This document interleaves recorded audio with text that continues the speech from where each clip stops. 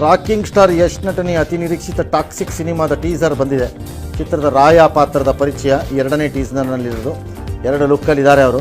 ಈ ಸಲ ಯುದ್ಧನೇ ಬೇರೆ ಅಂತ ಡೈಲಾಗ್ ಹಾಕಿದ್ದಾರೆ ಸಾಹೇಬ್ರೊಂದು ಇರಲಿ ಅಂತ. ಆಯಿತು ಸರ್, ಈ ಯುದ್ಧ ಇಲ್ಲಿ ನಿಮ್ಮ ಜೊತೆನೂ ಯುದ್ಧ ಮಾಡೋಕ್ಕೆ ಭಾಳ ಜನ ಪಿತೂರಿಗೆ ರೆಡಿ ಇದ್ದಾರೆ, ಅದಕ್ಕೂ ರೆಡಿಯಾಗಿ. ದಕ್ಷಿಣ ಭಾರತದ ಅದರಲ್ಲೂ ಕನ್ನಡದ ಸಿನಿಮಾಗಳು ಸಕ್ಸಸ್ ಆಗಬೇಕು ಅಂದರೆ ಅಷ್ಟು ಸುಲಭನೇ. ಎಂತೆಂಥ ಶಕುನಿಗಳಿವೆ, ಅದಾಗಬಾರದು ಅಂತ ಬಯಸಕ್ಕೆ ಒಳಗೆ ಮತ್ತು ಹೊರಗೆ ಎರಡೂ ಕಡೆ ಇವೆ.